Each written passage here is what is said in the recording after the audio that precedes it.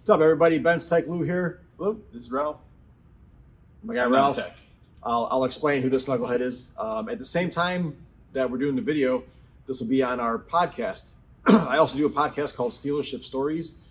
This was my service advisor in the dealership world, and we worked together about 7 years in the dealership. Yeah, it's hard to keep track of it all. There was a few breaks and changes in between, so Yeah, I'll give you a little bit of time rundown, flies. a little rundown of my history, a little rundown of his history. Then we'll talk about some information. Why should you listen to me on my channel? You shouldn't. It's up to you. I'm trying to give experience, not just information. I'll walk you through my history. Started working on cars in the garage about 97, 98. Worked at parts stores. Decided that I had a girlfriend tell me that I should go and get a piece of paper that says that I can work on cars professionally. So I went and signed up for Lincoln Tech Automotive in Oak Lawn, Illinois. I'm a Chicago boy, born and raised, and went to Lincoln Tech. Through Lincoln Tech, I made great grades, was flying through all the classes, had great attendance. I picked up car mechanics like second nature. And one of the counselors pulled me into the office and said, "Hey, you got all the grades, you got the attendance, you know what you're doing out there." She goes, you and select other few can go to any school you want to go to. They got Benz, they had, I don't know if they had Porsche, but they had the GM, Ford, Dodge, Nissan, all the manufacturers. And I took a stab at it and I says, Mercedes-Benz sound cool. They're in all the music videos. Let me try Mercedes-Benz. So not only did I go to school on a whim, but I picked Mercedes-Benz on a whim. I went to Mercedes-Benz Elite, which was a 4-month class on nothing but Mercedes-Benz information. They brought you up to speed on the technology, the history, how to use the computer systems, and then they dumped us into dealerships. They sold us to dealerships for our tuition. So we went into the dealership world guns blazing, that we knew everything, and the old timers kind of hated us coming in because we were actually taught more in a condensed period of time than most guys that have been in the field for 15, 20 years. And fresh on the newer cars too. And fresh. So we come right out the gate up to speed on all the technology. So I started my career in Rochester Hills, Michigan, at a brand new dealership out there in 2001, we'll say. Maybe late 2000. And I was out there for about a year and a half, and I had just turned 21. Michigan is a great place to raise a family, at least where we were at. Nice, cool, laid back community. But when I was 21, I wanted to party, plus all my family and friends were all back home. So I was out there about a year and a half. I came back home to Chicago, and I got a job at Lober Motors in Lincolnwood, Illinois. And I worked there for about 4 to 4.5 years. I got sick of the city. What I thought I missed, I didn't really care for it too much. Although I'm a Chicago boy, you just kind of get tired of the keeping up with the Joneses and the hustle and bustle and living life that fast. So I met a woman down south, and I'd visit her every weekend. And there's a dealership down here in Peoria, Illinois, and I applied. And they were really eager to accept me, which should have concerned me. But it was called Sudes of Peoria, and that lasted till about, I started in 2005, and I left there in 2007 to become a Chevy service advisor because I wanted to get out of working on cars. So I did a year stint as an advisor for Chevy out here in a little town called Washington. And that was great. Had no problem doing the job. Easy talking to people, easy selling the work, easy dealing with the technicians. It wasn't making any of the money. So I had to go back to the Benz dealership. I call it stripper syndrome, where you get stuck in that lifestyle of making that money. So that's where you know, and that's where you're comfortable at. So that's what I had to go back to. So went back to Sudes, and they ended up selling out to another owner, Pearl Automotive, which took over in 2010. And then I left there in 2014 when I had my first kid because I wanted to kind of live life more relaxed. Being in the automotive world, which I'm sure you know if you're here on my channel, it's crazy. There's scam artists out there. There's extremely cautious customers. There's extremely nice customers. There's extremely rude customers. We were working 12-hour days, Saturdays. There was times I'd go on a Sunday. I think everybody reaches their peak in whatever your profession is or whatever your hobbies and your passions are, and that you should go out on a high note. So I kind of felt that I did that. You just wink. I had a great run. So I started 2000 Lincoln Tech, then off to Benz, then to Rochester, then to Lincolnwood, then to Peoria. So I've been in Benz about 15 years. 20 years now. Okay, so I worked in the dealerships about 15 years, but I've been with Benz 20 because I never stopped working on Benz. I still do stuff on the side of the house, some of Ralph's cars here. Also online, I do the online stuff. So I'm not out of the car world, but I'm out of the nitty gritty day-to-day operations for the most part. So I met Ralph in 2007 when I went back to Sudes. He was a salesman at the time, and then I guess I'll let him fill you in on some of his experience. Yeah, I started March of 2006 as a salesman. Hated it. It was awful. I think it's probably the only thing with more hours than service advisor, with less pay. But I also, granted, was not great at it. I just don't like high pressure sales. I don't like being put on the spot to try to force someone into buying something they don't necessarily need. So then I got into service.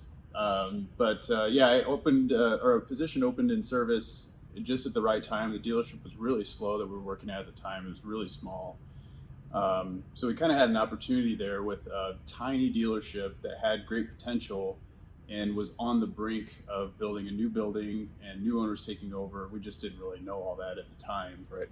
I started out writing service for Audi, Mercedes, and Porsche by myself. And it was just low volume. I mean, we probably had maybe 10 cars a day on all three brands if it was a busy day. Right. And it wasn't like that all the time.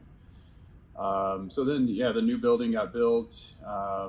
It started to grow. We started getting some new techs on and just took off from there. And then there was a good period of time there. We just had a well-oiled machine. We were just knocking stuff out. We went up to 30 cars a day just for Mercedes. It was crazy. It was fun.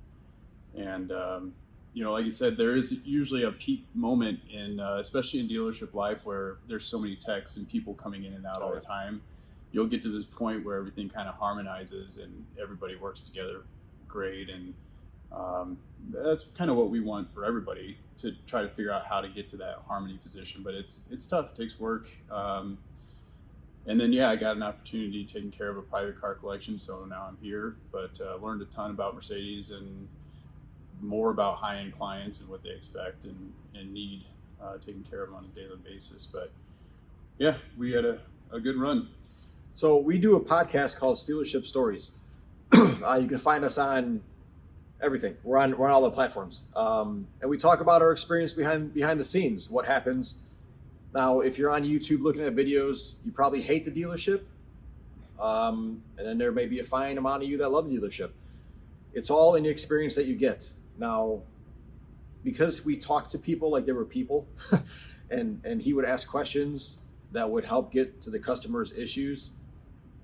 They gave us the trust and the faith to work on their cars. And if for some reason I had an issue with his information, I would call the customer direct. Yeah, a lot of teamwork. There was, I don't want to say none, because there was a few other guys that would kind of take the initiative, but it's rare to have a technician want to do that kind of stuff. Now, I'm not trying to pat myself on the back. All it was a means to fix the customer's problems. You have a problem, that's why you're at YouTube, right? That's why you're looking at videos to see what's going on, or maybe you're doing some research before you decide to buy a car, such as this lovely green beast back here.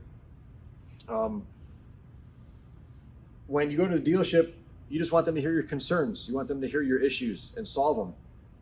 The sad part is that on the back end, they're your least problem, right? So in our dealership lifetime, we fought more against the management to take care of the customer than we did with the cars to take care of the customer. Yeah, certain This periods. yeah, this is the easy part. Cars are the easy part. It's the people that are the problem. Customers that have overly high expectations, customers that buy cars outside of their means, and then they blame us because something like a brake job costs $3,000. Sure, you can get stuff cheaper, but you got to understand when you're dealing with machines like these, not every place can cater to you, you know, and you definitely get what you pay for in certain car makes. And I hate sounding preachy or like I'm trying to down somebody who wants to get these cars, but there's a fine amount of clients that can actually afford the stuff that they buy. You know, the car collection he takes care of, this guy's okay. You know, he does okay to buy the cars that he wants, the things that he yearns for, or his passions, or his kid dreams, whatever you want to call them. There's a wider range of cars in here. We got Shelby GTs, we got Corvettes, we got Camaros, old 455, Benz, Bentley, Ford Model A's and T-buckets, right? Ferrari, all kinds of stuff sitting around here. Now, the thing that I try to do with my channel is just give you some experience, right? So I can teach you, or anybody can tell you how to do something, take off a wheel, take off a water pump, but it's more so on the back end, like what does it mean? Why are you doing it? How can you avoid situations in the future, you know? Same thing with our podcast. We talk about in a podcast a lot of things that we've experienced and the issues that arise just because of information or communication. Yeah. That's a huge percentage. If you hate the dealership and you call it a Stealership, maybe it's because you had a bad experience with one guy. That doesn't mean the whole dealership is like that. We've worked with guys. Every desk you went to is a different personality. A different day for that person. Yeah, exactly. I mean, they're like, am I 100% all the time? Oh no. Oh no. There were days. Yeah, there's times that he would give a ticket to a coworker of mine. Man. And I would lose my shit. Like, that's my job. I want that job. I sold that job, blah, blah, blah. He's like, you got 7 other cars you got to get done. I don't care. I want 8 cars, you know? Like, we definitely have our days because emotions run high. Money, too. You know, money that's is your income that you're looking at. And money drives everything behind the dealership scenes. Everything. Right? Well, it's every job. And my job is to try to keep the customers and the technicians at bay. And your job is really just to make money. And my money making is an end result of everyone kind of harmoniously working back together there, but also getting jobs done. So it's a balance, and it can be tricky at times. But yeah, so we figured it out pretty good, I think. There's a lot of things that I want to bring to you guys in my channel over time. Where, let's say you're a do-it-yourselfer. Is there a problem to do-it-yourselfer? Absolutely not. No. The problem is if you only choose to do it yourself and never ask for outside help when it's time that you should call a timeout, you know, and then ask for assistance with something. There's things that do-it-yourselfers do that cause themselves more harm. Changing your own oil. You go to the parts store and you buy the cheapest stuff that they buy. When these cars are designed to run off of specific oil, specific specification, specific filters, you know, so something as simple as an oil change, which is actually a huge part of the car, can ruin your experience with the car. You know, a lot of guys tell me, I want to take it to the dealership, have them diagnose it, and I'll fix it myself. Here's the problem with that. There's times that I would misdiagnose stuff and I wouldn't catch it until I went to put that part in. And they're like, oh shit, the connector's corroded, or the wire's broken, or there's water back here. It's not even that. We don't have to do that. So now you go to a dealership and you pay them $200 for diagnosis. They tell you it's a satellite radio module. You're like, okay, I'll fix it myself. You buy one off eBay, you plug it in, it still doesn't work. Now you're blaming the dealership for their misdiagnosis. Yes, they misdiagnosed it, but they also didn't have the chance to finish their job and confirm that repair. If they would have put the part in there, there's odds are they would have said, well, didn't fix it, so we took it back out, or we're not going to use it, or we went and we found something else that it was, and we didn't need to spend the money on that part.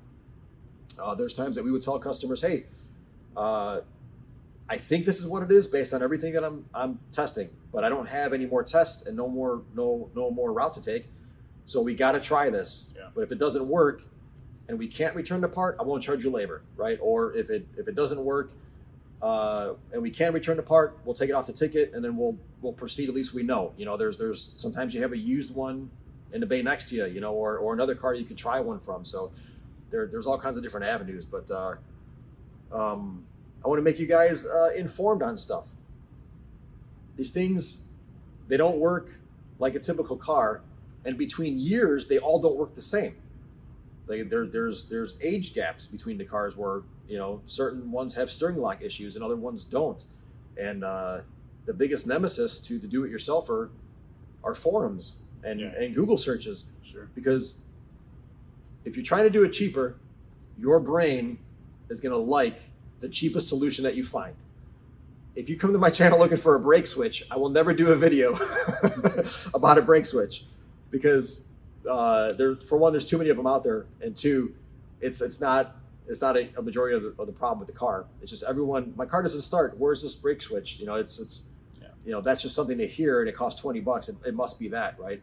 Or the relay modular, or the ECM. If you know, if that's the only thing you know that's in the system, that's what you want to replace. That's not the case. But we deal with people. Even till today, I get calls for side jobs, you know, or I call them side jobs because I don't actually have a shop, but I'll work on stuff at home and help people out, which you've seen in my videos. And if you're actively searching to find stuff cheaper, you're in a world of hurt. If you search to have the car fixed with quality and then kind of worry about the price range at the same time, just by being cautious, you're a little bit more better off. If you go looking for cheap, you're going to find cheap. And when you find cheap, it's going to cost you way more in the long run. And as you know in my video, I tend to babble. So check that off. Yeah, check that off. But we got all kinds of cars here that I'll be doing videos on in the future. The R230 video you've seen of mine is actually from Ralph's collection. And we got some more videos. We'll Buzzsprout, Spotify, Apple iTunes, Google Play. We're on all those mediums, which is great. So yeah, thanks for paying attention. Hope you learned a little bit about us. We had a longer video, but my grandma called and it cut the video, so we trimmed it up to just kind of give you the experience, which might have helped, because I rambled a bunch and a couple of cuss words were said. Right. So yeah, but yeah, appreciate you watching. Don't forget to like, subscribe, and hit the notifications, please. Those help me a lot by doing my analytics, so I know what videos you guys want to see, so I can give you some more of what you guys want to know. I'm here for you to help you guys out, all right? So I'm Lou. This is Ralph. Have a good one. Peace.